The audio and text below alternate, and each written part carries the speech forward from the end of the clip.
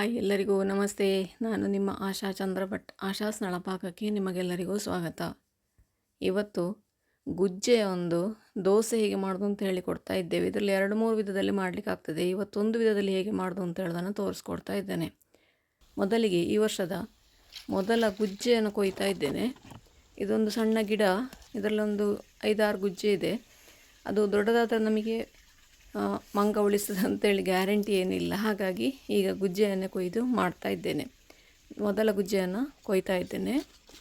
ಗುಜ್ಜೆಯ ಬಹಳಷ್ಟು ವೆರೈಟಿಯ ಅಡಿಗೆಗಳು ನಮ್ಮ ಚಾನಲ್ನಲ್ಲಿ ಇವೆ. ಅದನ್ನು ಒಮ್ಮೆ ವೀಕ್ಷಿಸಿ. ಇವತ್ತು ನೋಡಿ, ಒಂದು ಹದ ಬೆಳೆದ ಅಂದರೆ ಪದಾರ್ಥಕ್ಕೂ ಆಗ್ತದೆ, ಇದು ದೋಸೆಗೂ ಆಗ್ತದೆ. ಮೊದಲನೇ ಬಾರಿ ಮಾಡ್ತಾ ಇದ್ದೇವೆ ನಾವು ಇದನ್ನು. ಇದಕ್ಕೆ ನೋಡಿ, ಗುಜ್ಜೆಯನ್ನು ಹೊರಗಿನಿಂದ ಸಿಪ್ಪೆ ತೆಗೆದು ಮಧ್ಯದ ದಂಟು ತೆಗೆದುಕೊಳ್ಳುವ ಅವಶ್ಯಕತೆ ಇಲ್ಲ. ದೋಸೆಗೆ ಹಾಕೋದಾದರೆ ನೋಡಿ, ಈ ಥರ ಕಟ್ ಮಾಡಿ ನೀರಿನಲ್ಲಿ ಹಾಕಿ ಇಟ್ಕೊಳ್ಳಿ, ಇಲ್ಲದಿದ್ದರೆ ಗುಜ್ಜೆ ಕಪ್ಪಾಗ್ತದೆ. 1 ಇಂಚಿನ ದೊಡ್ಡ ಹೋಳುಗಳನ್ನಾಗಿ ಕಟ್ ಮಾಡಿಕೊಳ್ಬೇಕು, ಇಲ್ಲದಿದ್ದರೆ ಮಿಕ್ಸರ್ ಜಾರಿಗೆ ಹಾಕಲಿಕ್ಕೆ ಕಷ್ಟ ಆಗ್ತದೆ. 1 ಕಪ್ಪಷ್ಟು ಕಾಯಿ ತಗೊಂಡಿದ್ದೇನೆ, ಹಾಗೆಯೇ 1 ಕಪ್ಪಷ್ಟು ಅಕ್ಕಿ ತಗೊಂಡಿದ್ದೇನೆ. ನಾನಿಲ್ಲಿ 3 ಕೂಡ ಈಕ್ವಲ್ ಪೋರ್ಷನಲ್ಲಿ ತಗೊಂಡಿದ್ದೇನೆ. ರುಚಿಗೆ ಬೇಕಾದಷ್ಟು ಉಪ್ಪು, ಹಾಗೆಯೇ ಸ್ವಲ್ಪ ಇಂಗು, ಜೀರಿಗೆ, ಮೆಣಸು, ಕರಿಬೇವು ಇವಿಷ್ಟನ್ನು ಹಾಕಿಕೊಳ್ತಾ ಇದ್ದೇನೆ. ಇದು ನಿಮ್ಮ ಖಾರಕ್ಕೆ ಅನುಗುಣವಾಗಿ ಹಾಕಿಕೊಳ್ಬೋದು.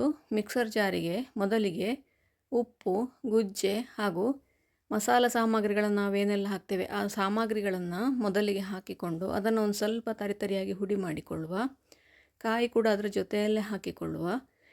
ಇದನ್ನು ಮೊದಲಿಗೆ ಮಾಡೋದ್ರಿಂದಾಗಿ ಅದು ಅಕ್ಕಿಯ ಜೊತೆಗೇನೆ ಸಣ್ಣ ಆಗ್ತದೆ, ಇಲ್ಲದಿದ್ದರೆ ಅಲ್ಲಲ್ಲಿ ಹೋಳು ಉಳ್ಕೊಳ್ಳುವ ಚಾನ್ಸಸ್ ಇರ್ತದೆ. ಅದಕ್ಕೋಸ್ಕರ ಮೊದಲಿಗೆ ಇದನ್ನು ತರಿತರಿಯಾಗಿ ರುಬ್ಬಿಕೊಂಡು ನಂತರ ಅಕ್ಕಿಯನ್ನು ಸೇರಿಸಿಕೊಳ್ಳುವ. ನೋಡಿ, ಇದೀಗ ತರಿತರಿಯಾಗಿ ಹುಡಿಯಾಗಿದೆ.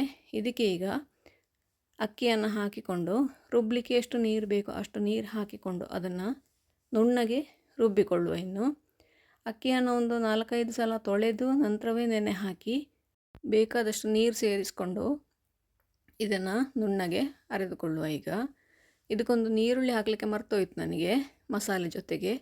ಹಾಗೆ ಈಗ ಒಂದು ನೀರುಳ್ಳಿಯನ್ನು ಸೇರಿಸ್ಕೊಳ್ತಾ ಇದ್ದೇನೆ. ನೋಡಿ, ನಮ್ಮ ಹಿಟ್ಟು ರೆಡಿ ಆಯಿತು.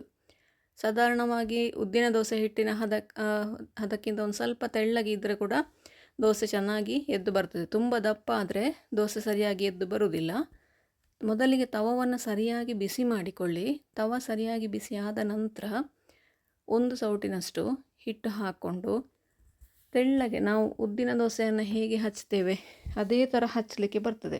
ನೋಡಿ, ಹಿಟ್ಟು ದಪ್ಪ ಆದರೆ ಈ ಥರ ಕಾವಲಿಗೆಯಿಂದ ಎದ್ದು ಬರ್ತದೆ. ಅದು ಹಿಟ್ಟು ನೀವು ಎಷ್ಟು ತೆಳ್ಳಗೆ ಮಾಡ್ತೀರಿ ಅಷ್ಟು ತೆಳ್ಳಗೆ ನಿಮ್ಮ ದೋಸೆ ಹೊಯ್ಲಿಕ್ಕೆ ಬರ್ತದೆ. ನೋಡಿ, ರುಚಿಯಾದ ನಮ್ಮ ಗುಜ್ಜೆ ದೋಸೆ ರೆಡಿ ಆಯಿತು. ಇದನ್ನು ಸಿಂಪಲಾದ ಇನ್ನೊಂದು ವರ್ಷನ್ ಕೂಡ ನಾನು ಹಾಕ್ತೇನೆ. ಇದನ್ನು ಚಟ್ನಿಯ ಜೊತೆಗೆ, ಸಾಂಬಾರಿನ ಜೊತೆಗೆ ಅಥವಾ ಟೊಮೆಟೊ ಸಾರಿನ ಜೊತೆಗೆ ತುಂಬ ರುಚಿಯಾಗ್ತದೆ. ನನಗೆ ಟೊಮೆಟೊ ಸಾರಿನ ಜೊತೆಗೆ ತುಂಬ ಇಷ್ಟ ಆಯಿತು, ಪ್ಲೇನ್ ಸಾರಿನ ಜೊತೆಗೆ. ಇದೇ ಥರ ನಿಮಗೆ ಎಷ್ಟು ದೋಸೆ ಬೇಕು ಅಷ್ಟು ದೋಸೆಗಳನ್ನು ಮಾಡಿಕೊಳ್ಬೋದು. ಇದಕ್ಕೆ ಕೂಡಿಕೊಳ್ಳಲಿಕ್ಕೆ ಏನು ಇಲ್ಲದೆ ಕೂಡ ಹಾಗೇ ತಿನ್ನಬಹುದು.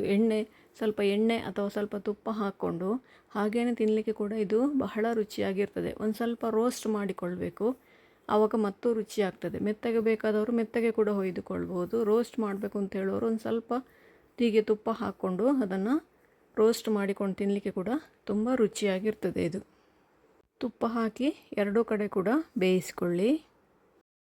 ಗುಜ್ಜೆಯ ಸೀಸನ್ ಈಗ ತಾನೇ ಶುರುವಾಗ್ತಾ ಇದೆ. ನೀವು ಕೂಡ ಒಮ್ಮೆ ಇದನ್ನು ಖಂಡಿತ ಈ ಸೀಸನಲ್ಲಿ ಟ್ರೈ ಮಾಡಿ ನೋಡಿ. ಹೇಗಾಯಿತು ಅಂತೇಳಿ ಮಾಡಿಬಿಟ್ಟು ನನಗೆ ಒಂದು ಕಮೆಂಟ್ ಹಾಕಿ, ಒಂದು ಲೈಕ್ ಕೊಟ್ಟು ಶೇರ್ ಮಾಡಿ. ನೀವಿನ್ನೂ ನಮ್ಮ ಚಾನಲನ್ನು ಸಬ್ಸ್ಕ್ರೈಬ್ ಮಾಡ್ಕೊಳ್ಳಿಲ್ಲ, ಸಬ್ಸ್ಕ್ರೈಬ್ ಮಾಡಿಕೊಂಡು ಪಕ್ಕದಲ್ಲೇ ಇರುವ ಬೆಲ್ ಐಕಾನ್ ಒತ್ತಿ ನಮ್ಮನ್ನು ಸಪೋರ್ಟ್ ಮಾಡಿ. ಮುಂದಿನ ವಿಡಿಯೋದಲ್ಲಿ ಇನ್ನೊಂದು ಹೊಸ ಅಡಿಗೆಯೊಂದಿಗೆ, ಇನ್ನೊಂದು ಹೊಸ ರೆಸಿಪಿಯೊಂದಿಗೆ ಪುನಃ ನಿಮ್ಮನ್ನು ಭೇಟಿಯಾಗ್ತೇನೆ. ಧನ್ಯವಾದಗಳು.